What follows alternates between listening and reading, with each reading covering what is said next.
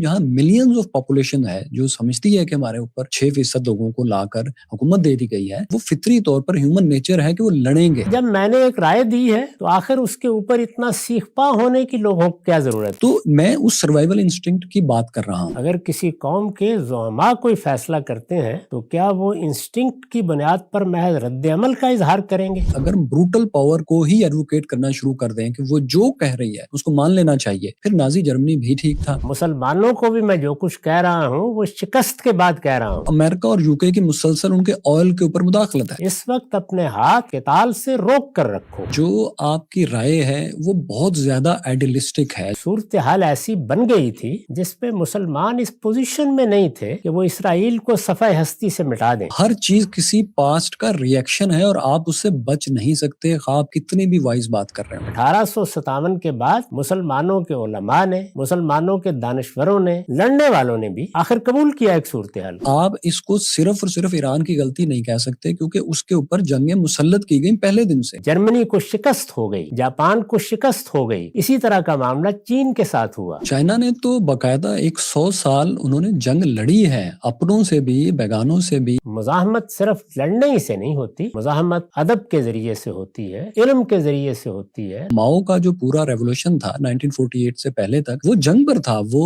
جنگ عاشق کے ساتھ نہیں تھے۔ اس وقت اسرائیل کی حکمت عملی بالکل متعین ہے۔ کیا ایک اسکالر کی اصولی پوزیشن بھی ہونی چاہیے یا نہیں؟ جب آپ کے ہاں ایک انقلاب آ گیا تو آپ کو امن کا پیامبر بن کے کھڑے ہو جانا چاہیے تھا۔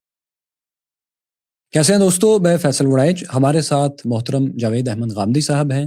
آپ کے کچھ انٹرویوز اور کچھ ویڈیو کلپس وائرل ہیں جن کے اوپر بہت سے لوگ اعتراضات کر رہے ہیں بہت اچھے انداز میں، اور کچھ لوگ غیر مناسب انداز میں۔ تو ہم وہ ساری گفتگو اور کچھ ان میں سے اہم پوائنٹس آپ کے سامنے رکھیں گے اور ان پر آپ کا موقف طلب کریں گے۔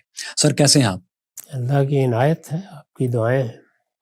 اچھا سر، آپ کا ایک جملہ بہت کوٹ ہو رہا ہے سوشل میڈیا میں، آپ نے کہا کہ جب اسرائیل قائم ہوا تو مسلمانوں کو چاہیے تھا کہ وہ بڑھ کر دوڑ کر اس کو قبول کر لیتے۔ اس کے اوپر کافی لیدے ہے، کافی اس پر گفتگو ہے کہ آپ ایک پاور ڈائنامکس کی بات کر رہے ہیں، جبکہ مذہب جو ہے وہ بیسیکلی اخلاقیات کی اور اخلاقی برتری کی بات کرتا ہے۔ اس کو آپ کیسے جسٹیفائی کریں گے؟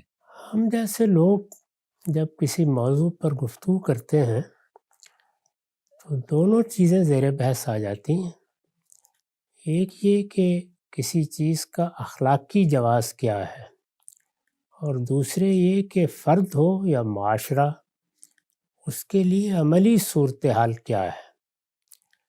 اخلاقی پہلو سے بھی زیادہ سے زیادہ ہم یہی کہہ سکتے ہیں کہ فرد کو ایسا کرنا چاہیے، اور حکمت عملی کے لحاظ سے بھی کوئی رائے دے سکتے ہیں، مشورہ دے سکتے ہیں، کسی چیز پر تبصرہ کر سکتے ہیں۔ میں اس کو مثال کے طور پر عرض کروں گا۔ یہ معلوم ہے کہ ہماری موجودہ دنیا میں امریکہ کو ایک غیر معمولی حیثیت حاصل ہو گئی، خاص طور پر سوویت یونین کے ختم ہو جانے کے بعد کچھ برس ایسے مل گئے جس میں کہا جا سکتا ہے کہ دنیا میں ایک ہی بڑی طاقت ہے۔ اس بڑی طاقت سے آپ کیا توقع کرتے ہیں؟ ظاہر ہے یہی توقع کریں گے کہ وہ انصاف کے ساتھ معاملات کرے، وہ دنیا میں کوئی ایسا اقدام نہ کرے جس سے فساد پیدا ہو، وہ امن کی علمبردار بن کر رہے۔ اس کے ساتھ آپ یہ کہیں گے کہ اقوام متحدہ جیسا ادارہ خود امریکہ ہی کی تحریک سے وجود پذیر ہوا ہے، اس کے لیے صحیح لائحہ عمل یہ تھا کہ اقوام متحدہ کو ایک مضبوط ادارہ بنائے رکھے، اس کو بتدریج ایک عالمی حکومت تک لے جائے، اس میں فیصلے عدل و انصاف کی بنیاد پر ہوں، اس میں اگر وقتی طور پر 5 طاقتوں کو حق استرداد یا ویٹو کا حق دیا گیا ہے تو اس کو بھی بتدریج ختم کیا جائے۔ دنیا میں جو جمہوری اقدار مان لی گئی ہیں، یہ ادارہ بھی اس کے مطابق چلایا جائے۔ آپ ذرا تصور کیجئے کہ اگر امریکہ یہ رویہ اختیار کرتا تو دنیا میں اس کی حیثیت کیا ہوتی، دنیا اس کو کس نگاہ سے دیکھتی۔ لیکن ہم جانتے ہیں کہ اس نے ایسا نہیں کیا۔ جب اس کو طاقت میسر آئی تو اس نے طاقت ہی کو فیصلہ کن بنا لیا، طاقت ہی کی بنیاد پر اقدامات کیے اور طاقت کی زبان اختیار کر لی، جس کا اس کی تاریخ میں بدترین اظہار ٹرمپ صاحب نے کیا ہے۔ یہ ہم دیکھتے ہیں تو ظاہر ہے اس پر تبصرہ کرتے ہیں اور یہ بتاتے ہیں کہ اے کاش ایسا نہ ہوا ہوتا، امریکہ نے عالمی سطح پر امن کے لیے اپنا کردار ادا کیا ہوتا، اداروں کو مضبوط بنایا ہوتا، اقوام متحدہ کو فی الواقع ایک ایسا ادارہ بنا دیا ہوتا جس میں قدیم فلسفیوں کا خواب شرمندہ تعبیر ہو جاتا کہ ہم نے امن کی بنیاد پر، عدالت کی بنیاد پر، حسن معاشرت کی بنیاد پر ایک عالمی نظم بنا دیا ہے۔ اسی طرح سے اسرائیل کو دیکھیے، اسرائیل میں جو قوم آباد ہے، ہم میں سے ہر شخص جانتا ہے کہ ہزاروں سال سے وہ سرگرداں رہی ہے۔ 70 عیسوی میں ٹائٹس نے ان کو دنیا میں منتشر کر دیا تھا، ان پر مظالم بھی ہوئے، وہ برے سے برے حالات سے بھی گزرے۔ قریب کے زمانے میں جرمنی کی مثال سامنے ہے جس کو ہولوکاسٹ کہا جاتا ہے، یہ سب ہوا۔ اس کے بعد ایسے حالات پیدا ہوئے کہ جیسے ایک مرتبہ پہلے 500 قبل مسیح میں ان کی تاریخ کا ایک بڑا واقعہ ہوا تھا اور انہیں سائرس نے، یا خرس کہہ لیجئے، دوبارہ وہاں آباد کر دیا تھا۔ یہی معاملہ برطانیہ عظمیٰ نے کیا، انہوں نے وہاں ایک قومی وطن قائم کر کے دنیا بھر سے ان کو موقع فراہم کیا کہ وہ وہاں اپنی حکومت بنا لیں۔ یہ کئی ہزار سال کی تاریخ میں ایک بڑا واقعہ تھا، ان کے لیے ایک بڑا واقعہ تھا۔ اس پر بجائے اس کے کہ وہ شکر گزار ہوتے اور یہ خیال کرتے کہ ہمیں ایک جگہ مل گئی ہے، ہمارا ایک قومی وطن ہے، ہم اس میں محدود رہ کر اپنی بہبود کے لیے کام کریں گے، دنیا کے امن کے لیے کام کریں گے، اور جو مظالم ہم پر ہوئے ہیں انہیں اب دوسری قوموں کے لیے دہرائیں گے نہیں۔ وہ اگر ایسا کرتے تو ہو سکتا ہے کہ ابتدا میں مسلمانوں کا، گرد و پیش کی ریاستوں کا رد عمل کچھ اور ہوتا، لیکن بتدریج آپ دیکھتے کہ دنیا میں ان کے لیے عزت ہوتی، ان کا وقار قائم ہوتا، اور جو کچھ ماضی میں ان کے ساتھ ہوا تھا دنیا اس کے ازالے کی طرف جاتی۔ لیکن انہوں نے اس کے بالکل برخلاف توسیع پسندی کو اختیار کر لیا اور اس کے لیے ہر طرح کے مظالم روا رکھے، یہاں تک کہ فلسطینیوں کی نسل کشی پر اتر آئے۔ چنانچہ آپ دیکھتے ہیں کہ اب دنیا بھر میں وہ لعنت ملامت کا ہدف بنے ہوئے ہیں۔ میں اسی سیاق میں مسلمانوں سے یہ کہتا ہوں کہ ان کو بھی ایک صورتحال پیش آئی ہے۔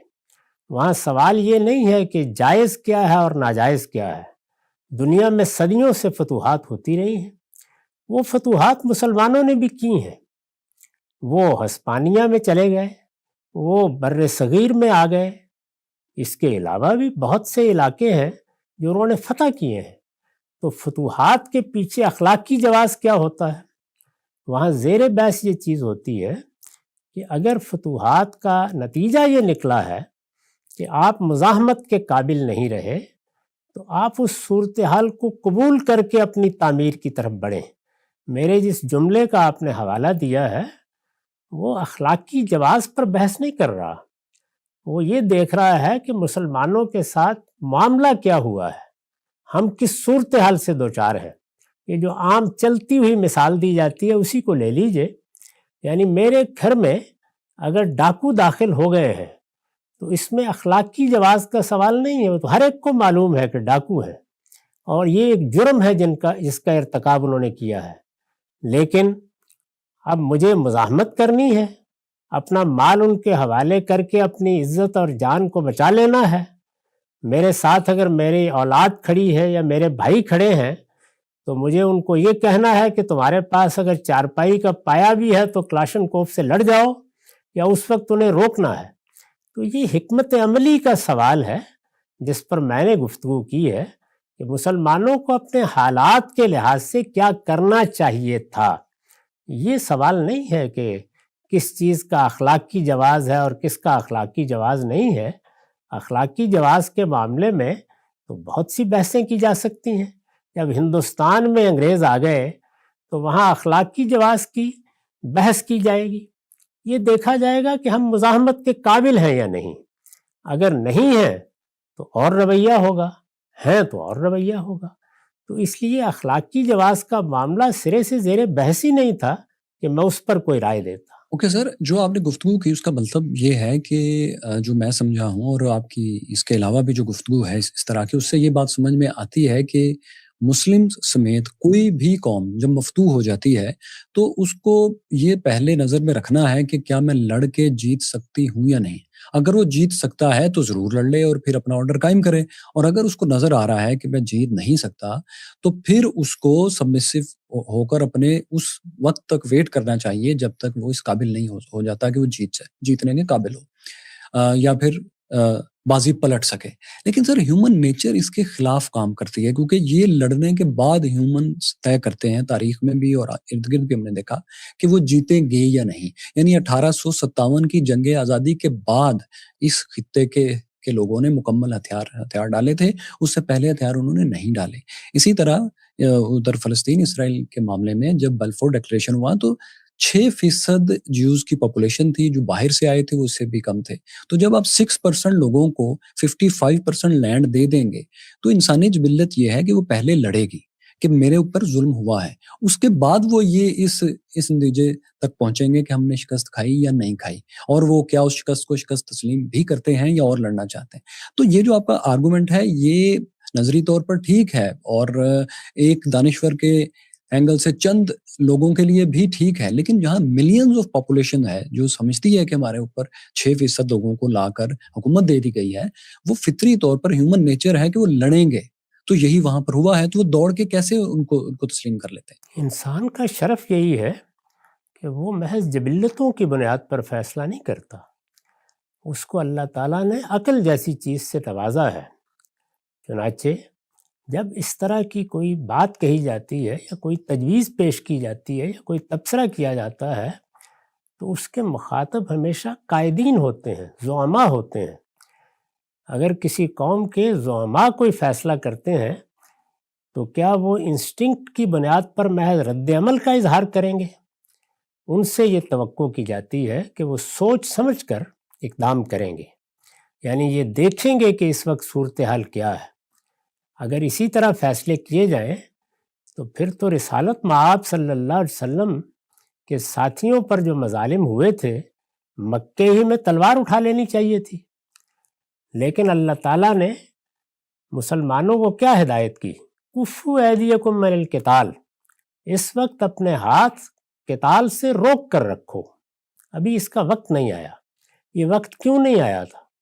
یعنی پیغمبر موجود ہے، اللہ تعالیٰ آسمان سے براہ راست رابطہ رکھے ہوئے ہیں، وہی نازل ہو رہی ہے۔ وہ کیا چیز تھی جس کے لیے یہ فرمایا گیا کہ ہاتھ روک کر رکھو؟ یہ وہی چیز ہے جس کی طرف میں نے توجہ دلائی کہ انسان کی جبلتیں تو بہت سی چیزوں کا تقاضا کرتی ہیں، یعنی انسان مفادات کے لیے بعض اوقات بڑے سے بڑا قدم اٹھا لیتا ہے، اس میں اخلاق کی تقاضوں کو نظر انداز کر دیتا ہے۔ یہ جو آپ نے ابتدا میں سوال اٹھایا اخلاق کی تقاضے یا مذہب کی ہدایت، تو یہ بھی بربنائے عقل مانی جاتی ہے، ورنہ جبلت کے لحاظ سے دیکھا جائے تو انسان کی جبلتیں تو بڑی سرکش ہیں، وہ کوئی بات سننے کے لیے تیار نہیں۔ تو میں نے یہی عرض کیا کہ صورتحال ایسی بن گئی تھی جس پہ مسلمان اس پوزیشن میں نہیں تھے کہ وہ اسرائیل کو صفحہ ہستی سے مٹا دیں۔ یہ چیز سامنے نظر آ رہی تھی، نوشتہ دیوار تھی، یعنی مسلمانوں نے پہلی جنگ عظیم میں شکست کھائی ہے۔ میں نے اس وقت بھی گفتگو کرتے ہوئے یہ بتایا تھا کہ ان کی 17ویں صدی تک 3 بڑی سلطنتیں تھیں، تینوں بتدریج ختم ہو گئیں۔ یہ ایک دن کا واقعہ نہیں ہے کہ کوئی ہنگامی صورتحال ہے یا جبلی رد عمل ہو جائے گا، 2-3 صدیوں میں یہ عمل مکمل ہوا ہے۔ اس میں سلطنت عثمانیہ کا خاتمہ ہوا جس کے پاس اس وقت فلسطین تھا، اور برطانیہ عظمیٰ نے ایک فاتح کی حیثیت سے فیصلہ کر دیا۔ یہ جو باقی ادارے بنے ہیں یہ بھی اس وقت وجود پذیر نہیں ہوئے تھے۔ 1918 میں ووڈرو ولسن نے، جو امریکہ کے صدر تھے، کانگریس میں اپنی تقریر کرتے ہوئے 14 نکات پیش کیے۔ اس میں آخری نقطے میں یہ تصور پیش کیا گیا تھا کہ کوئی عالمی ادارہ بنایا جائے. یہ سب اس وقت نہیں تھا، یہ ہو گیا تو اب آپ کو اس کا جواب دینا ہے، بالکل اسی طرح جیسے آپ نے 1857 کا حوالہ دیا. یہ دیکھنا ضروری تھا کہ ہمیں کیا کرنا چاہیے. اس میں لوگوں نے ایک فیصلہ کیا، میں اس فیصلے کو لوٹا نہیں سکتا، لیکن اگر مجھ سے پوچھا جائے گا تو میں یہ ضرور کہوں گا کہ علم و عقل کی روشنی میں وہ کیا فیصلہ ہونا چاہیے تھا. رسول اللہ صلی اللہ علیہ وسلم صحابہ کرام کی جماعت کو لے کر آئے، وہ قدسیوں کا لشکر تھا، وہ ایسی جماعت تھی جس کو اللہ تعالیٰ نے خیر امت کہا ہے، اس کے لیے فتح و نصرت کے وعدے تھے، لیکن حدیبیہ کے موقع پر اقدام نہیں کیا گیا. تو ہر موقع اقدام کا موقع نہیں ہوتا، اور یہ استدلال میرے نزدیک بڑا خطرناک استدلال ہے کہ انسان کو اپنی جبلت کے تقاضوں سے اقدام کر ڈالنا چاہیے. جبلتیں، خواہشیں اور رغبتیں یہ تو طوفان برپا کر دیتی ہیں، سیل بے پناہ بن جاتی ہیں، اس موقع پر روکا جاتا ہے. اس کو ایک انفرادی واقعے سے دیکھیے. ایک صحابی رسالت مآب سے پوچھتا ہے کہ میں اگر اپنی بیوی کے ساتھ کسی کو دیکھ لوں تو کیا انتظار کروں کہ اب معاملہ قانون کے سامنے؟ تو آپ نے فرمایا کہ ہاں، انتظار کرو. یہ دیکھیے، جو اس کا اظہار ہے وہ ایک جبلت کا اظہار ہے، وہ غیرت کی جبلت ہے. وہ یہ چاہے گی فوراً اقدام کیا جائے، اسی گردن مار دی جائے، لیکن مذہب تعلیم دے رہا ہے کہ معاملہ قانون کے پاس جانا چاہیے. تو جس طرح سے ہم انفرادی معاملات میں لوگوں کو یہ نصیحت کرتے ہیں، اس وقت آپ کراچی میں جو کچھ ہوتا رہا ہے اس میں کیا نصیحت کرتے تھے اپنے گھر سے نکلنے والوں کو؟ یعنی ان کا جو جبلی تقاضا ہو اس کے مطابق اقدام کر دیں. جب کوئی ان کو روکے، ان کو لوٹنا چاہے، تو وہ جبلی رد عمل ہی کی پابندی کریں. یہی بتاتے تھے کہ اس میں علم و عقل کی روشنی میں فیصلہ کرنا ہے، یہ دیکھنا ہے کہ اس وقت کیا حالات ہوں گے. تو قوموں کے فیصلے جب کرنے ہوں تو یہ اس کی قیادت سے گفتگو ہو رہی ہے. انہیں دیکھنا چاہیے کہ اس وقت کی صورتحال کیا ہے، اقدام کے نتائج کیا نکلیں گے. اس کو میں نے ایک فارمولے کی صورت میں بیان کر دیا کہ اگر علم و عقل کی روشنی میں آپ اس نتیجے پر پہنچتے ہیں کہ فتح یقینی ہے، تو بڑی بزدلی کی بات ہوگی کہ آدمی اقدام نہ کرے، درحالے کہ وہ اپنے آپ کو حق پر سمجھتا ہے. اور اگر امکان بھی ہے تو پھر بھی اقدام کیا جا سکتا ہے. اللہ تعالیٰ کے بھروسے پر آپ آگے بڑھیے. اگر فتح کا امکان ہے تو کیا بعید ہے کہ اللہ تعالیٰ آپ کو کامیاب کر دے.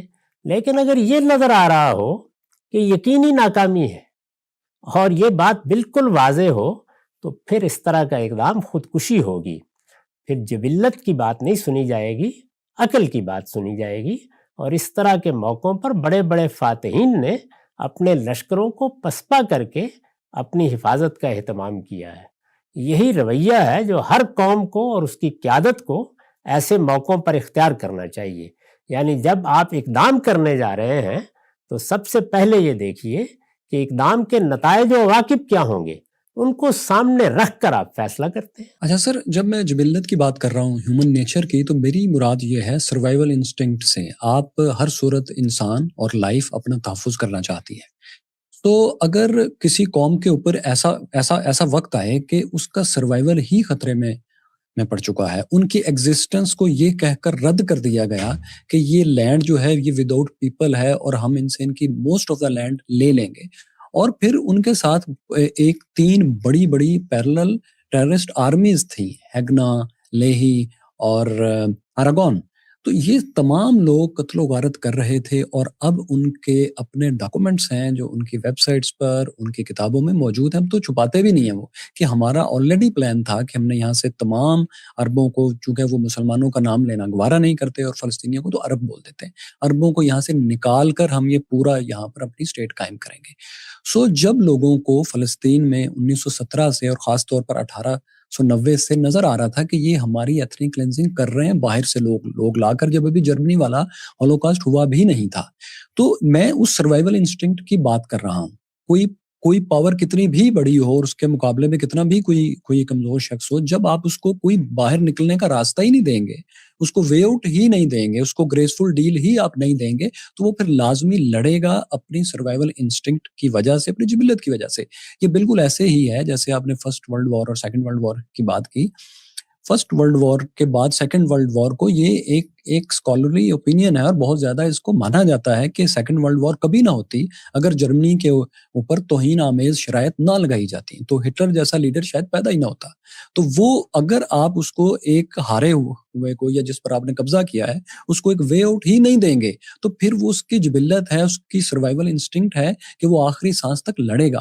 تو یہی صورتحال ہے۔ میرا اختلاف آپ کے میں خود آپ کا ہمنوا ہوں اس بات میں کہ مسلمانوں کو دوبارہ ایک ترقی کے راستے پر آنے کے لیے علم کی ضرورت ہے، جنگ کی نہیں۔ لیکن جہاں پر آپ کا سروائیول ہی خطرے میں ہے وہاں تو پھر آپ لڑیں گے، وہاں اس کے علاوہ آپ کے پاس کیا آپشن ہے؟ میں نے جو بات کہی وہ کیا تھی؟ آپ نے کہا کہ ان کو اسرائیل بھاگ کو کر جب دوڑ وہ کر اس کو تسلیم کرنا چاہیے تھا۔ جی، یہ میں نے بھاگ کر دوڑ کر کے الفاظ تو نہیں کہے، یہ آپ کی تعبیر ہے۔ جو میں نے کہا وہ کیا تھا کہ فوراً تسلیم کر لینا چاہیے تھا۔ یہ اسی مقصد سے ہے جس کو آپ بیان کر رہے ہیں، یعنی یہ واضح ہو گیا کہ اب اپنی حفاظت کرنے کی کوئی اور راہ نہیں ہے کہ جو کچھ میسر آ رہا ہے اس کو فوری طور پر محفوظ کر لیا جائے۔ اس وقت فیصلہ کیا گیا تھا کہ 55% علاقہ دے دیا جائے گا، 45% علاقہ موجود تھا، اور بیت المقدس کے بارے میں یہ فیصلہ تھا کہ وہ ایک کھلا شہر رہے گا، ایک بین الاقوامی شہر کی حیثیت سے اس کے معاملات لوگ مل کر چلائیں گے۔ یہ کوئی مثالی صورتحال نہیں تھی۔ یہ جو آپ پیچھے باتیں بیان کر رہے ہیں وہ سب اپنی جگہ درست باتیں ہیں۔ ہندوستان میں بھی جب کمپنی آئی تو اس کے مظالم کی ایک پوری تاریخ بیان کی جا سکتی ہے۔ میں آپ کو بتا سکتا ہوں کہ انہوں نے ریاستوں کے ساتھ کیا معاملات کیے، ساحلی علاقوں کے ساتھ کیا معاملات کیے، عام لوگوں کے ساتھ کیا معاملات کیے، کس طریقے سے ایک کے بعد دوسری ریاست وہ اپنے قبضے میں لیتے چلے گئے۔ انہوں نے ٹیپو سلطان کے ساتھ کیا کیا، نظام حیدرآباد کے ساتھ کیا کیا، وہ داستان سنائی جا سکتی ہے۔ اصلی سوال یہ ہے کہ کیا اس موقع پر آپ نے یہ جائزہ لیا کہ آپ کی صورتحال کیا ہے، آپ کس جگہ کھڑے ہیں؟ تو اگر فرض کر لیجئے کہ اس موقع پر ایک جبلی رد عمل پیدا ہوا اور آپ نے اس کو قبول نہیں کیا تو ذرا تھوڑا سفر کر کے قبول کر لیجئے۔ 1857 کی آپ نے مثال دی۔ 1857 کے بعد مسلمانوں کے علماء نے، مسلمانوں کے دانشوروں نے، لڑنے والوں نے بھی آخر قبول کیا ایک صورتحال کو، اس لیے کہ ان پر یہ بات واضح ہو گئی کہ ہم مقابلہ نہیں کر سکتے۔ میرا کہنا صرف یہ ہے کہ اگر ایسا کیا جاتا تو بتدریج بین الاقوامی قانون کا تحفظ سرحدوں کو حاصل ہو جاتا، اسرائیل کے لیے بھی ان سرحدوں کے پار جانا مشکل ہو جاتا، اور جب فلسطین کی سرحدیں جیسا کچھ بھی وہ 45% علاقے میں قائم ہوتا متعین ہو جاتی تو دنیا میں بات کرنا آسان ہوتا، وہ اقوام متحدہ میں بیٹھے ہوتے اور اس طریقے سے کم ایک ایسی جگہ پر ہوتے جہاں کوئی بہانہ تراشنا آسان نہ رہتا۔ یہ اقدامات ہیں، عین ممکن ہے یہ سب اقدامات کر لیے جاتے اور اس کے باوجود شکست ہوتی چلی جاتی، یہ ممکن ہے۔ لیکن میں نے یہ عرض کیا ہے کہ صحیح لائعمل یہ ہوتا ہے، چنانچہ یہ واقعہ ہے کہ آپ بتدریج اسی کی طرف بڑھے ہیں۔ یہ دیکھ لیجئے کہ وہی مسلمان ملک جو اس کے لیے تیار نہیں تھے کہ یہ لفظ بھی سنیں، انہوں نے ماننا شروع کیا۔ خود یاسر عرفات صاحب بہت سے معاہدات کرنے کے لیے مجبور ہوئے، اور یہ آپ کو معلوم ہے کہ اس حملے سے پہلے ابراہیم اکہٹ تک نوبت پہنچ گئی تھی۔ عرب ملکوں میں سے بھی بعض نے قبول کر لیا۔ تو وہ چیز جو آپ کو اس طرح سے کرنی ہے اس کو بروقت کرنے کے بارے میں یہ عرض کر رہا ہوں۔ ہمارے ساتھ یہ معاملہ پیش آیا، مشرقی پاکستان میں جو کچھ ہوا اس کی ایک تاریخ ہے، وہ ہم جانتے ہیں۔ ہمارا موقف بھی یہ تھا کہ ہندوستان نے باقاعدہ سازش کر کے، بلکہ اس کو اگرتلہ سازش کیس کا نام دیا گیا، مشرقی پاکستان کو ہم سے الگ کرنا چاہا ہے۔ تو اخلاقی جواز و عدم جواز پر نہایت عمدہ تقریریں کی جا سکتی تھیں، لیکن ہماری سیاسی قیادت نے حالات کا جائزہ لے کر یہ فیصلہ کیا کہ اس موقع پر تسلیم کر لینا یہی مستقبل کے لیے بہتر فیصلہ ہوگا۔ تو حکمت عملی کے فیصلے اسی طرح کیے جاتے ہیں، اور جب میں نے ایک رائے دی ہے تو آخر اس کے اوپر اتنا سیخ پا ہونے کی لوگوں کو کیا ضرورت ہے؟ وہ کہہ سکتے ہیں کہ ہمارے خیال میں تو لڑنا ہی چاہیے تھا. اچھی بات ہے. حکمت عملی کسی چیز کو جائز اور ناجائز نہیں قرار دے رہی ہوتی کہ آپ نے کوئی گناہ کا ارتکاب کر دیا. آپ اگر ایک ڈاکو کے مقابلے میں کھڑے ہو گئے اور آپ نے چارپائی کا ایک پایا اکھاڑ کر کلاشن کوف جس شخص کے ہاتھ میں اس پر حملہ کر دیا ہے, آپ اس میں مارے جائیں تو ہمارے دین میں شہید کہا جاتا ہے. یعنی یہ کوئی ناجائز کام نہیں ہے جو آپ نے کیا. تو جائز اور ناجائز کی تو میں نے کبھی بحث نہیں کی, صرف یہ کہا ہے کہ حکمت عملی کے لحاظ سے بہتر فیصلہ یہ ہوتا وہ کام آپ کو جو بعد میں کرنا ہی تھا, حالات ایسے تھے اور وہ آپ کر رہے ہیں, اور اب ایک واقعہ ہے کہ 70-75 سال کے بعد اسی جگہ پہنچے ہیں اور اب 2 ریاستی حل ہی کی بات کر رہے ہیں ہر طرف. تو یہ معاملہ آپ کو پہلے دن کر لینا چاہیے تھا تاکہ جو کچھ اب تک ہوا ہے وہ نہ ہوتا یا کم سے کم ہوتا. حکمت عملی کے معاملے میں گفتگو اسی لب و لہجے میں کی جاتی ہے اور میں نے اسی لب و لہجے میں کی ہے. اس وقت کے اقدام کو کوئی ناجائز اقدام قرار نہیں دے دیا, صرف یہی کہا ہے کہ یہ بہتر ہوتا. اور وہی بات کہی ہے جو فارسی محاورے میں کہی جاتی ہے کہ ہر چے دانا کند ناداں لیک باز از خرابی بسیار. یعنی وہ آدمی جو نادان ہوتا ہے وہی کچھ کرتا ہے, لیکن بہت دیر کے بعد جو دانا لوگ پہلے ہی مرحلے پر کرنے کے لیے کہہ رہے ہوتے ہیں. تو حکمت عملی زیر بحث ہے, جواز و عدم جواز زیر بحث نہیں ہے. ٹھیک ہے سر, اب میں آپ کی بات سمجھ گیا. آپ جو فلسطینیوں کی اور انکلوڈنگ یہاں پر بر صغیر میں جو ریزسٹنس ہے آکوپیشن کے خلاف, آپ اس کو غلط نہیں کہہ رہے. آپ صرف یہ کہہ رہے ہیں کہ اسے جان چھڑانے کے لیے جو بہتر حکمت عملی ہے وہ آپ کے نزدیک دوسری ہے بجائے جنگ کے. میں آپ کی بات یہ سمجھ گیا. لیکن سر اس خاص کانٹیکسٹ میں جو ایک بات ہے وہ یہ ہے کہ یاسر عرفات نے بھی جب ان کو تسلیم کیا اور وہ اپنی جدوجہد سے, اپنی مسلح جدوجہد سے باز آئے, تو اس کے بعد بھی جتنے ان سے وعدے کیے گئے سب ان سے توڑے گئے. اور آخری بھی جو ان کا انٹرویو ہے, جو گفتگو ہے, وہ یہ ہے کہ میں جب بھی ان سے مذاکرات کرنے جاتا ہوں یہ میرے سامنے ایسی شرائط رکھتے ہیں جن کو تسلیم نہیں کیا جا سکتا, اور اس کے بعد جب ہم ان کو تسلیم نہیں کرتے تو یہ کہتے ہیں کہ ہم نے اس کو مسترد کر دیا اور میں ان کے وعدے مان کر تھک گیا ہوں اور میں اپنے لوگوں کے سامنے شرمندہ ہو گیا ہوں.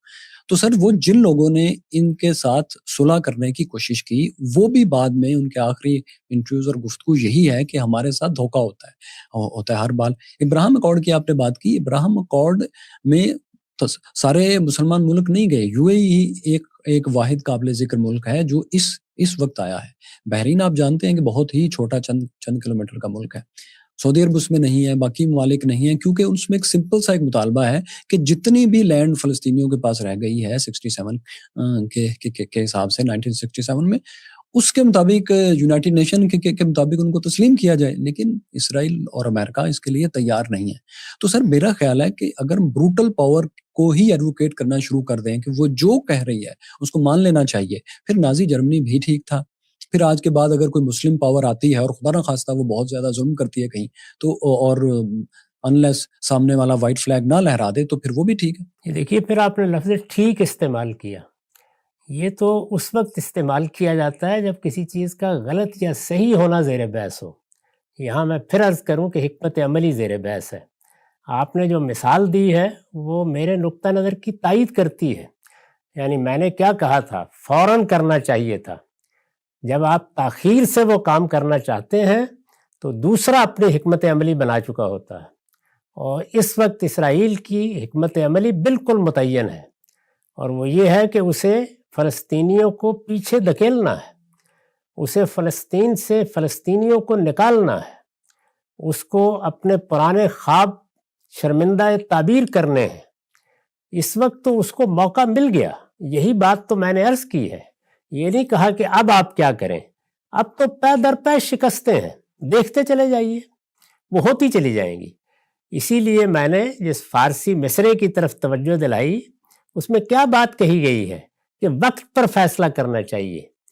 وہ فیصلہ اگر اس وقت کر لیا جاتا تو آپ برتر پوزیشن میں ہوتے, عالمی سطح پر بھی اور اخلاقی لحاظ سے بھی. جب یہ بہانہ آپ نے دوسرے کے ہاتھ میں دے دیا کہ یہ تو ہمارے وجود کو تسلیم ہی نہیں کرتے, تو انہوں نے وہی طریقہ اختیار کیا جو طاقتور اختیار کیا کرتے ہیں. میں نے ابھی تمہید میں یہ عرض کیا کہ امریکہ نے جو طریقے اختیار کیے اور طاقت حاصل کرنے کے بعد اختیار کیے, وہ اخلاقی اصولوں پر پورے نہیں اترتے، وہ امن کے طریقے نہیں تھے، اس میں ادارے کمزور ہونا شروع ہو گئے، اتنے کمزور ہوئے کہ اب اقوام متحدہ کا حال وہی ہے جیسے ہمارے شاعر نے جمعیت اقوام کے لیگ آف نیشنز کے بارے میں کہا تھا کہ داشتہ پیر کے افرنگ، یہ اس سے بھی برتر حالت کو پہنچ گیا ہے۔ کیوں ہوا؟ یعنی وقت پر غلط فیصلہ کیا گیا کہ ہم طاقت استعمال کریں گے، یہ غلط فیصلہ عالمی سطح پر اب اثر انداز ہوا ہے۔ اب اگر آپ اقوام متحدہ میں جان ڈالنے کی کوشش بھی کریں تو کم و بیش ناممکن ہے، تو بر وقت فیصلہ کرنا چاہیے۔ حکمت عملی کے فیصلے بر وقت ہوں تو نتیجہ خیز ہوتے ہیں، اگر وقت کے بعد کیے جائیں تو بعض اوقات وہ اور زیادہ مصیبت کا باعث بن جاتے ہیں۔ تو اس لیے میں نے یہ بات کہی، اس سے کوئی شخص اختلاف کر سکتا ہے، اتفاق کر سکتا ہے، ہماری قوم میں یہ روایت ڈالی جانی چاہیے کہ اس طرح کے معاملات میں سنجیدہ گفتگو ہو، استدلال کے ساتھ بات کی جائے، اور اس کے بعد ہم یہ کہہ کے اٹھ سکتے ہیں کہ تمہاری بات فلاں فلاں دلیل کی بنیاد پہ کمزور ہے، میری بات مضبوط ہے۔ تو میں نے تو کوئی جواز عدم جواز پر بحث ہی نہیں کی کبھی، صرف یہ بتایا ہے کہ مسلمان لڑنے کی پوزیشن میں نہیں تھے، ان کو یہ سمجھنا چاہیے تھا، عقل کا تقاضا یہی تھا کہ جو کچھ ان کو میسر آ گیا تھا اس پہ اکتفا کرتے، اس پر اللہ کا شکر ادا کرتے اور اپنی تعمیر میں لگ جاتے، یہاں تک کہ وہ اس قابل ہو جاتے کہ حق و انصاف کی بنیاد پر فیصلوں کے لیے اقدام کر سکیں۔ میں ایک اور بات کرنا چاہتا ہوں، آپ نے ہی کہا انٹرویوز میں، اس میں بھی اور اپنی ذاتی گفتگو میں بھی، جو آپ کے مونولوگز ہیں ان میں بھی، کہ جو کچھ مڈل ایسٹ میں ابھی ہو رہا ہے اس میں ایران کا ہاتھ زیادہ ہے۔ اس نے مرگ بر امریکہ اور مرگ بر اسرائیل، اور اس سے پہلے مرگ بر آل سعود کا بھی اس نے نعرہ لگایا، وہ بھی ہسٹری میں ہے۔ تو اس لیے یہ جو اس وقت کیوس ہے اس کا بنیادی ذمہ دار ایران ہے۔ اچھا، میں پھر وہ بات کہنا چاہوں گا کہ یہ اس کی ایک تاریخ ہے پچھلے 150 سال کی، برٹش کی اور اس کے بعد امریکہ کی، مسلسل ایران کے اندر مداخلت کی اور مسلسل ایران کی اس کوشش کی کہ میں کسی طریقے سے حکمت عملی سے بغیر جنگ کیے معاملات کو درست کر لوں۔ پہلویز کا جو راج آیا، جو ان کی حکومت آئی، وہ اسی لیے آئی تھی کہ وہاں کے ایران کے لوگ جمہوریت مانگ رہے تھے، کچھ حقوق مانگ رہے تھے، اس کے بارے میں ایک موومنٹ تھی جس کو کہ رضا خان پہلوی نے پھر اس موومنٹ کے لیڈر تو نہیں تھے، لیکن اس کی وجہ سے وہ پھر اقتدار میں آئے۔ پھر ڈاکٹر مصدق کا آپ کو واقعہ پتہ ہے، 1940 کا پتہ ہے، اور اس کے بعد پھر شاہ کا دور جب ختم ہوا، تو امریکہ اور یو کے کی مسلسل ان کے آئل کے اوپر مداخلت ہے۔ تو ظاہر ہے جب آپ ایک قوم کو اس حد تک زچ کر دیں گے، بار بار ان کے منتخب لیڈرز کو آپ ٹاپل کریں گے، ان کے اوپر ڈکٹیٹرز کو، بادشاہوں کو آپ اس طرح سے سپورٹ کریں گے، تو وہ پھر آپ کے خلاف نعرہ ہی لگائیں گے اور کیا کریں گے۔ اسی پر میں نے تبصرہ کیا تھا کہ اس صورتحال میں ایک بڑی کامیابی ہو گئی تھی، وہ بڑی کامیابی یہ تھی کہ شاہ کا تختہ الٹ گیا۔ اس سے پہلے جو چیزیں وجود پذیر ہوئیں یا جو مقاصد حاصل کرنے کی صحیح کی گئی یا اپنے قومی وجود کو بہتر راستے پر ڈالنے کی جدوجہد کی گئی، وہ امریکہ نے اور بعض دوسری طاقتوں نے ناکام بنا دی۔ وہ چونکہ دنیا پر کسی اخلاقی اصول کے مطابق حکومت نہیں کر رہے، اسی لیے میں نے پہلے ابتدا میں آپ کو بتا دیا کہ امریکہ کو بھی میں یہی کہتا ہوں اور یہی کہوں گا کہ اگر اس نے اخلاقی اصولوں کی بنیاد پر حکومت کی ہوتی، اس کو عالمی حکومت حاصل ہو گئی تھی، حقیقت کے لحاظ سے کی ہوتی، تو آج دنیا میں اس کے لیے بڑی عزت ہوتی، بڑا وقار ہوتا، وہ دنیا میں امن کا علمبردار ہوتا، وہ بڑے ادارے وجود میں لا چکا ہوتا، اقوام متحدہ آج عالم نزا میں نہ ہوتی۔ یہ سب چیزیں امریکہ کے اقدامات ہی کی وجہ سے ہوئی ہیں، اور میں نے عرض کیا تھا کہ اس کی بدترین صورتیں ہم موجودہ زمانے میں دیکھ رہے ہیں۔ اس سب کے باوصف جو کچھ ہو گیا تھا وہ ہو گیا۔ وہاں یہ کامیابی ہو گئی کہ مسلمانوں کی مذہبی قیادت کو اقتدار حاصل ہو گیا۔ اب جب اقتدار حاصل ہو گیا تو گویا ایک انقلاب برپا ہوا، اب آپ کو نئی شروعات کرنی تھی۔ یہ بالکل ایسے ہی ہے جیسے رسالت مآب صلی اللہ علیہ وسلم کو فتح مکہ کے بعد جزیرہ نما عرب کا اقتدار حاصل ہو گیا۔ اس موقع پر دو راستے تھے، اس ماضی کی داستان سنائی جائے جس میں اگر مظالم بیان کیے جائیں تو صفات سیاہ کیے جا سکتے تھے، رسالت مآب بھی اس موقع پر کھڑے ہو کر وہ تقریریں کر سکتے تھے اور مشرکین کے خلاف ایسے اقدامات کا بھی حکم دے سکتے تھے، لیکن نئی شروعات ہوئیں۔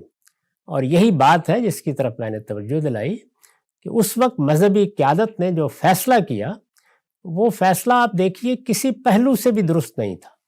ایک فیصلہ انہوں نے یہ کیا کہ ہم ایران میں تھیوکریسی قائم کریں گے، درا حالے کہ دنیا میں جمہوری اقدار کے حق میں ایک انقلاب برپا ہو چکا تھا۔ خود قرآن مجید اسی بات کو بطور اصول بیان کر چکا تھا، لیکن ان کا ایک مذہبی پس منظر تھا اور ان کی ایک مذہبی تعبیر ہے، اس کا اگر لحاظ کرنا بھی تھا تو جس طرح سے مثال کے طور پر انگلستان میں دستوری بادشاہت ہے، یعنی بادشاہ کے اختیارات بڑے محدود رکھے گئے ہیں، اس طرح کا کوئی نظام بنایا جا سکتا تھا۔ اس کے برخلاف انہوں نے جو نظام بنایا وہ نظام اپنی ذات میں فساد رکھتا ہے، یعنی اس میں اقتدار تمام تر مذہبی رہنماؤں کی ذات میں مرتکز ہو گیا، اور صرف یہی نہیں، اس کے ساتھ ایک متوازی فوج بنا دی گئی جو پاسداران انقلاب کہلاتی ہے۔ یہ گویا اپنے قومی وجود کے خاتمے کی بنیاد تھی۔ پھر دوسرا اقدام، اور وہ یہ کہ لوگوں کے شخصی معاملات کو انہوں نے قانون کا موضوع بنا لیا۔ وہ چیزیں جن میں مذہب بھی اگر کوئی ہدایت دیتا ہے تو اس کو وہ اللہ اور بندے کا معاملہ قرار دیتا ہے، ان چیزوں کو موضوع بنا لیا۔ آپ جانتے ہیں کہ پھر ایک دوپٹے اور ایک اسکارف پر کس طریقے سے مظالم ہوئے ہیں، میں ان کو دہرانا نہیں چاہتا، اس میں بھی ہزاروں لوگ حکومت کا ہدف بنے ہیں، اور اس کے ساتھ انہوں نے مرگ بر امریکہ کا نعرہ لگایا اور یہ طے کر دیا کہ اب گویا وہ دنیا کی ایک بڑی طاقت کے ساتھ لڑنے نکل آئے ہیں۔ اس کے لیے انہوں نے بہت سے اقدامات کیے ہیں، یہ حزب اللہ، یہ شام میں جو بہت سی تنظیمیں بنی، یہ یمن میں جو کچھ ہو رہا ہے اور کئی برسوں سے ہو رہا ہے، یہ سب اقدامات کیے۔ تو اگر آپ ان تمام چیزوں کو دیکھیں تو اس کا تجزیہ ہونا چاہیے کہ کیا انہوں نے یہ صحیح کیا۔ میری رائے یہ ہے کہ انہوں نے یہ تینوں اقدامات غلط کیے، یعنی اپنا جو نظام بنایا وہ بھی غلط بنایا، اور اسی طریقے سے جو اندرون ملک اقدامات کیے، یعنی لوگوں کے شخصی معاملات کو قانون کی طاقت سے اپنی مرضی کا تابع کرنا، جیسے طالبان کر رہے ہیں، عورتیں پڑھیں گی یا نہیں پڑھیں گی، وہ لباس کس طریقے کا پہنیں گی، لوگ اپنی تعلیم کا کیا فیصلہ کریں گے، یہ سب چیزیں شخصی معاملات ہیں، ان میں کسی ریاست اور حکومت کو مداخلت کا حق نہیں ہے۔ یہ جب دیا جائے گا فساد پیدا ہوگا اس کے نتیجے میں۔ اور اسی طرح سے اگر آپ یہ فیصلہ کر لیں گے کہ آپ کو گرد و پیش میں اپنا انقلاب برآمد کرنا ہے، اور میں 1987 کے حج میں خود موجود تھا، اس موقع پر آپ جانتے ہیں کہ کتنا بڑا واقعہ ہوا تھا، وہاں امام خمینی کی طرف سے لکھے گئے پمفلٹ تقسیم کیے تھے ایرانیوں نے، جس میں خود سعودی حکومت کے خلاف کس طرح کے اقدامات کرنے کی ترغیب دی گئی تھی۔ پھر جو واقعہ ہوا وہ بڑا درد انگیز واقعہ تھا، اس میں سینکڑوں لوگ مار دیے گئے، وہ اقدام کیا گیا، یہ 1987 میں ہوا ہے، میں خود وہاں موجود تھا۔ ہمارے ملک میں اس انقلاب کو برآمد کرنے کے لیے کہاں کہاں کیا اقدامات ہوئے، اور جن جن جگہوں پر اہل تشیع آباد ہیں کس طرح ان کو امامت کی سرزمین قرار دے کر لوگوں کو بتایا جاتا ہے کہ یہ انقلاب انہیں برپا کرنا ہے۔ یہ اقدامات ہیں جن پر میں نے تنقید کی ہے، میں ان کو غلط سمجھتا ہوں، بدلائل غلط سمجھتا ہوں۔ اگر کسی آدمی کو اس سے اختلاف ہے تو اپنا اختلاف بیان کر سکتا ہے۔ اچھا سر، میں اسے ایک چھوٹا سا اختلاف کرنا چاہوں گا کہ جو آپ کی رائے ہے وہ بہت زیادہ آئیڈیلسٹک ہے، جبکہ جو ہم نے تاریخ میں دیکھا ہے اور انسانی نفسیات سے ہم نے سیکھا ہے کہ وہ ہر چیز کسی پاسٹ کا ریئیکشن ہے اور آپ اس سے بچ نہیں سکتے، خواہ آپ کتنی بھی وائز بات کر رہے ہوں۔ جو کچھ جب ایران میں انقلاب آیا 79 میں، تو اس کے فوری بعد عراق نے ویسٹ کی اور خاص طور پر عرب کنٹریز کی، جن میں سعودی عرب بھی شامل تھا، ان کی مدد سے ان پر حملہ کر دیا، اور آپ کو پتا ہے کہ خرم شہر پر انہوں نے قبضہ کر لیا، جس کو پھر انہوں نے 2 سال کی جنگ کے بعد وہاں سے قبضہ چھڑوایا۔ تو ایک جنگ فوری ویری نیکسٹ ایئر ان کے اوپر مسلط کر دی گئی، جس کو انہوں نے لڑا، اور کئی سال تک انہوں نے کسی اور ملک پر حملہ نہیں کیا۔ تو اس کے پیچھے ایک پوری تاریخ تھی کہ ایک ریولوشن آیا ہے، ایک پاپولر ریولوشن تھا، گو کہ آئی ایگری ود یو کہ وہ اس کو ہائی جیک کر لیا ملاؤں نے۔ میں ان کی حمایت میں، ان کے نظریات کی حمایت میں یا ان کے جو طرز حکومت ہے بالکل بھی نہیں ہوں، میں آپ کے ساتھ وہاں پر اتفاق کر رہا ہوں۔ لیکن میں جو جو ہو رہا ہے آن گراؤنڈ اس سے انکار نہیں کر سکتا کہ وہ ایک رد عمل تھا اس بات کا کہ ان کے اوپر مسلسل آپ نے 87 کی بات کی تو 7 سال سے ان کے اوپر ایک جنگ مسلط کی گئی تھی. اس میں ایران کا اس جنگ کو شروع کرنے میں کوئی قصور نہیں تھا. ان کے اوپر کیمیکل ویپنز سے اٹیک کیے جاتے تھے اور اس میں پورا عرب اور پورا ویسٹ عراق کے ساتھ تھا. تو اس کے بعد ایک فطری ریئیکشن ہے کہ قوم اس طرح سے کوئی نہ کوئی ریئیکٹ کرے گی، جو کہ انہوں نے کیا. لیکن اس کے بعد آپ دیکھیں جیسے وہ جنگ ختم ہوتی ہے تو اس کے بعد رفسنجانی آتے ہیں، خاتمی آتے ہیں جو کہ پریزیڈنٹ تھے، تو آپ کو ایک باقاعدہ ایک شفٹ نظر آتی ہے کہ ایک ملک جو ہے وہ ریولوشن سے نکل کر ایوولوشن کی طرف جانا چاہ رہا ہے. لیکن جب بھی وہ امریکہ سے یا اپنے ریجن سے گرینڈ ڈائلاگ کی بات کرتے ہیں تو ان کو اس کا موقع نہیں دیا جاتا. کیونکہ اسرائیل کو ایک کمپیٹیٹیو ایج انہوں نے اس خطے میں دلوانا تھا، اور ایران کو اگر تمام آئل ایکسپورٹ کرنے کی اس کو ایک فری رین دیا جائے گا تو ظاہر ہے وہ تو طاقتور ملک اس خطے کا بنے گا جو کہ تاریخی طور پر وہ ہے. میں صرف آپ سے اس جگہ پر اختلاف کر رہا ہوں کہ آپ اس کو صرف اور صرف ایران کی غلطی نہیں کہہ سکتے، کیونکہ اس کے اوپر جنگیں مسلط کی گئیں پہلے دن سے ریولوشن کے بعد. میں نے کبھی ایسا نہیں کہا. یعنی ایران کیا، اسرائیل نے جو کچھ کیا ہے کیا کوئی شخص اس کا دفاع کر سکتا ہے؟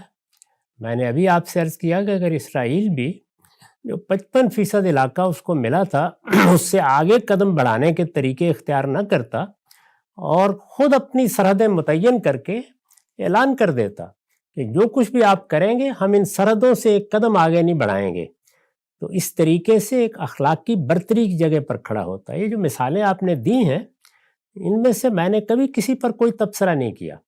یعنی جنگیں جب اس طرح سے مسلط ہوتی ہیں تو لڑی بھی جاتی ہیں، ان کا جواب بھی دیا جاتا ہے. اب بھی ظاہر ہے کہ ایران پر حملہ ہوا ہے تو آپ دیکھیے میں نے اس موقع پر کہا کہ اس حملے کے لیے جو جواز بیان کیے جا رہے ہیں وہ سب بالکل لغو ہیں. یعنی کسی قوم کی رہنماؤں کے بارے میں یہ کہنا کہ ہم ان کو ان کے گھر میں جا کر مار ڈالیں گے، یہ گنڈوں کی زبان ہے، یہ استعمال نہیں کرنی چاہیے تھی. اسی طریقے سے اگر یہ کہا جائے کہ ہم کسی قوم کو صفحہ ہستی سے مٹا دیں گے تو یہ کوئی ایسی چیز نہیں کہ جس کی کوئی شریف آدمی بھی تحسین کر سکے گا. یہ سب باتیں میں نے کہی ہیں.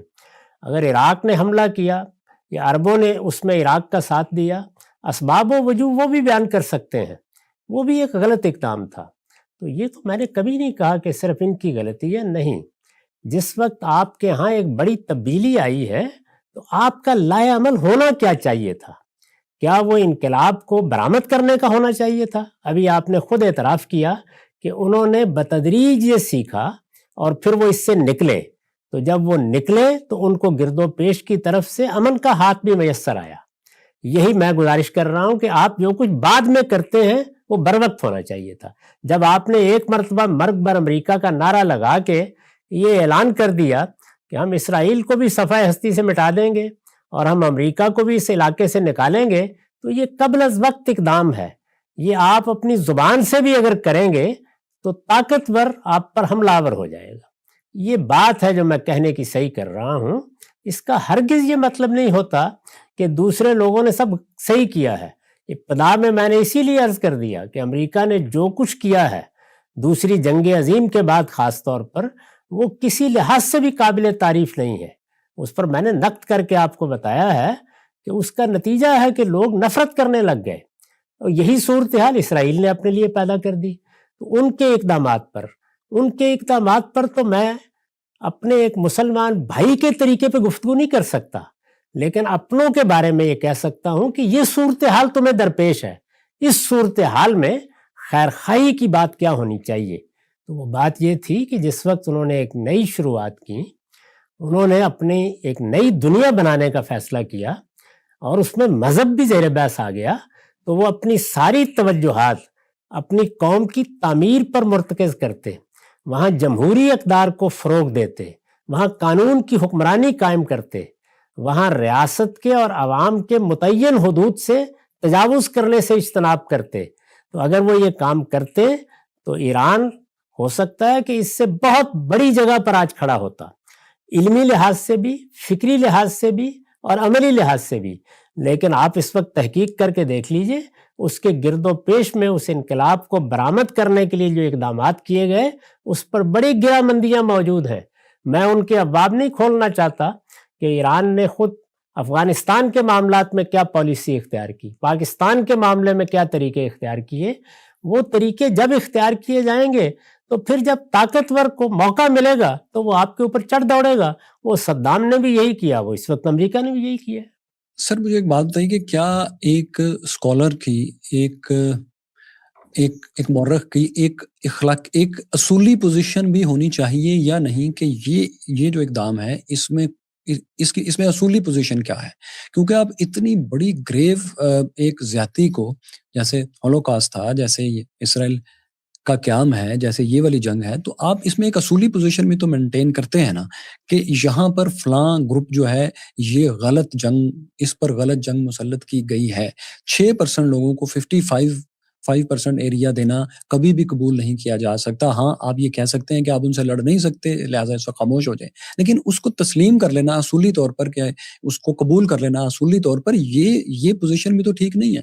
یہ تو میں نے ابتدا میں عرض کر دیا تھا کہ جو کچھ امریکہ نے کیا اور دنیا میں ایک بڑی جگہ پر جانے کے بعد کیا، اس کا بھی کوئی اخلاقی جواز نہیں تھا۔ اس کے نتائج یہ نکلے ہیں کہ اقوام متحدہ اس وقت عالم نزاع میں ہے۔ اسرائیل کے بارے میں بھی بتا دیا۔ تو اخلاقی پہلو سے تو میں نے ابتدا ہی میں اپنا نقطہ نظر واضح کر دیا تھا اور یہ بتایا تھا کہ یہ غلطیاں ہوئی ہیں، ہو رہی ہیں۔ غلطیاں کیا، جرائم کا ارتکاب ہوا ہے، لیکن اس میں اب ہم کو کیا کرنا ہے؟ کیا ہم اس پوزیشن میں ہیں کہ مجرم کا ہاتھ پکڑ سکیں، یا اس وقت ہمیں اپنی تعمیر کو اپنی توجہات کا مرکز بنا کے اپنے آپ کو اس شکست کے اثرات سے نکالنا ہے جو صدیوں کے عمل کے بعد ہوئی ہے؟ اس میں 3 صدیوں کا عمل ہے۔ یعنی آپ یہ دیکھیے کہ دنیا میں جب اس طرح کے معاملات ہوتے ہیں کہ پوری تہذیب کو شکست ہو گئی، مسلمانوں کی بڑی سلطنتیں ختم ہو گئیں، آپ علم کی دنیا میں بہت پیچھے رہ گئے، آپ کا 5 صدیوں میں کوئی کنٹریبیوشن باقی نہیں رہا، اخلاقی لحاظ سے اس قابل نہیں رہے کہ کھڑے ہو کر اسلام کے لبادئی کے بارے میں اپنے مخالفین کو کوئی اچھا تاثر دے سکیں۔ تو یہ وہ چیز ہے جس کی طرف میں نے توجہ دلائی ہے۔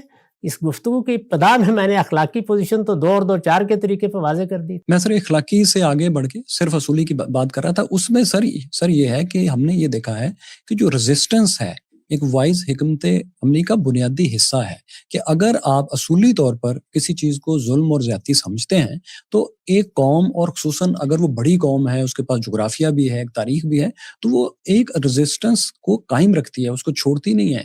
آپ فلسطین میں دیکھ لیں، آپ اسپین میں دیکھ لیں، مسلم اسپین میں نارتھ میں ایک چھوٹا سی ایک ٹیریٹری کرسچنس کے پاس تھی، اور وہاں سے پھر وہ صدیوں بعد انہوں نے دوبارہ آ کر پورے اسپین پر انہوں نے حکومت قائم کی۔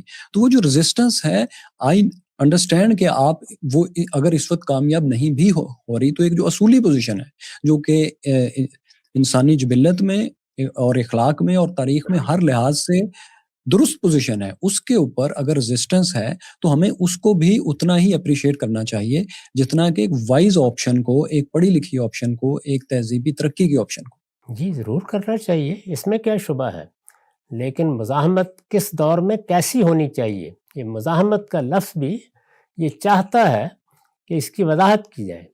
ہمارے ہاں بر صغیر میں 1857 کے بعد مزاحمت ختم نہیں ہوئی، اس کا انداز تبدیل کر دیا گیا۔ مزاحمت مہاتما گاندھی نے بھی کی، مزاحمت ایک لحاظ سے کہیں تو مسلم لیگ نے بھی کی اپنے مقصد کے لیے، مزاحمت علماء کی جماعتیں بھی کرتی رہیں، اس کا انداز تبدیل کر لیا گیا۔ یعنی ہم اب لڑنے کی پوزیشن میں نہیں ہیں تو ہم مزاحمت کے وہ انداز اختیار کریں گے جس سے مسلمانوں کو ان کی قومی حیثیت میں کوئی بڑا نقصان نہ ہو جائے۔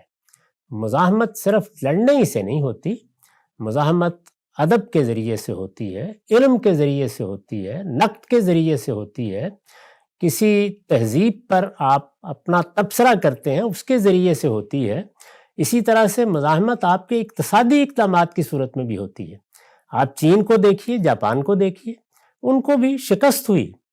یہ معلوم ہے آپ کو کہ جاپان کے ساتھ کیا ہوا، انہوں نے مزاحمت کا ایک دوسرا انداز اختیار کیا کہ ہم اپنے آپ کو معاشی لحاظ سے اتنا مستحکم کر لیں گے کہ پھر اس کے بعد دوسروں کے لیے ہمیں مٹا دینا آسان نہیں رہے گا۔ یہ دونوں مثالیں آپ کے سامنے ہیں، یعنی ہم جس صورتحال سے دوچار ہوئے ان کی تاریخیں بھی وہی ہیں، اور وہ جس صورتحال سے دوچار ہوئے اس کی تاریخیں بھی وہی ہیں۔ جرمنی کو بھی بھارت شکست ہوئی ہے. تو ذرا جرمنی کو، جاپان کو اور ذرا چین کو سامنے رکھ کے دیکھ لیجئے کہ ان کے ساتھ جو کچھ ہوا اس میں انہوں نے مزاحمت کا کیا طریقہ اختیار کیا. تو مزاحمت مثبت طریقوں سے بھی ہوتی ہے، پرامن ذرائع سے بھی ہوتی ہے، عدم تشدد کے اصول پر بھی ہوتی ہے، اور اپنا سر پھوڑ کر مزاحمت کو اپنے خلاف اقدام میں بدل دینے کی صورت میں بھی ہوتی ہے. ہم نے وہ طریقہ اختیار کیا ہے. سر چائنا نے تو باقاعدہ 100 سال انہوں نے جنگ لڑی ہے، اپنوں سے بھی، بیگانوں سے بھی، امریکہ سے بھی، برطانیہ، فرانس، جرمنی، جن جن کا قبضہ تھا تمام سے ان کی مستقل جنگ ہے. ایون ماؤ کا جو پورا ریولوشن تھا 1948 سے پہلے تک وہ جنگ پر تھا. وہ چنگ کائشک کے ساتھ نہیں تھے جو کہ گفتگو کے اوپر یقین رکھتا تھا اور جو کہ ویسٹ کے ساتھ تھا. ماؤ اس کے اپوزٹ تھے. پھر جاپان سے بھی انہوں نے نارتھ چائنا میں جنگ کی. انہوں نے وہ اس پریگمیٹزم میں نہیں آئے، وہ آخری دن تک انہوں نے جنگ کی اور اس جنگ کے فاتح کے طور پر وہ آئے تھے. اور جاپان میں بھی جو اگر ہم اس کو دیکھیں تو یہ ایک عارضی صورتحال ہے. انہوں نے یہ فیصلہ نہیں کیا تھا کہ ہم جنگ نہیں لڑیں گے. ان پر مسلط کی گئی تھی کہ اب آپ نے سبمسو ہو کر رہنا ہے، اور ان کے پاس کوئی چارہ ہی نہیں تھا. اس کے بعد ایٹم بم جب دو ان کے اوپر انہوں نے ٹرومین نے پھینک دیے. لیکن ابھی دیکھیں اس وقت صورتحال کیا ہے. آج اگر جاپان کو یقین ہوتا جا رہا ہے کہ میری حفاظت کرنے کل کو امریکہ نہیں آئے گا، تو آج وہ دوبارہ ایک ملٹری پاور بننے کی بات کر رہے ہیں. اور آج چائنا کہہ رہا ہے کہ اگر آپ نے ملٹری پاور بننے کی کوشش کی تو میں آپ پر جنگ مسلط کروں گا کیونکہ میں سگنیٹری ہوں. لیکن اگر جاپان کا رائٹ ہے کہ وہ ایک ملٹری پاور اپنے تحفظ کے لیے اس حد تک بنے، وہ اگر بننا چاہتا ہے اور چائنا اس پہ حملہ کر دیتا ہے تو ظاہر ہے جاپان لڑے گا اور کیا کرے گا.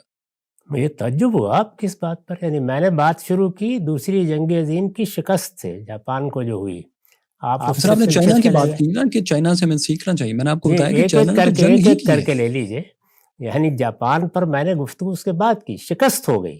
مسلمانوں کو بھی میں جو کچھ کہہ رہا ہوں وہ شکست کے بعد کہہ رہا ہوں. اس سے پہلے ہم نے بھی بڑی جنگیں لڑی ہیں، بہت سے ملک فتح کیے ہیں، اسی طریقے سے قومیں کرتی رہی ہیں. جب ایک خاص واقعہ یا حادثہ ہو گیا، جرمنی کو شکست ہو گئی، جاپان کو شکست ہو گئی. اسی طرح کا معاملہ چین کے ساتھ ہوا. چین نے اس پچھلے عرصے کے دوران میں جب سے وہ انقلاب ان کے یہاں آیا کیا کیا. اسی طرح ایران کے بارے میں بھی میں نے گفتگو وہاں سے شروع کی کہ جب آپ کو نئی دنیا بنانے کا موقع مل گیا، تو جب آپ کو نئی دنیا بنانے کا موقع ملا تو پھر کیا آپ نے مزاحمت کی ایک تاریخ رقم کی یا آپ نے تعمیر کی ایک تاریخ بنائی. جاپان کو بھی دیکھ لیجئے، جرمنی کو بھی دیکھ لیجئے اور چین کو بھی دیکھ لیجئے. آج وہ جس مقام پر کھڑے ہیں اور جس طریقے سے بات کر سکتے ہیں اس میں ان کی حکمت عملی کو بڑا غیر معمولی دخل ہے. کیا خیال ہے تائیوان کے بارے میں؟ چین کا اس پر قبضہ کرنا یہ کوئی مشکل کام ہے؟ وہ اس کے نتائج و عواقب کو دیکھ رہے ہیں اور جانتے ہیں، اپنا موقف قائم رکھے ہوئے ہیں، اس موقف کو بیان بھی کرتے ہیں. تو میں نے اس کی مثال دی آپ کو.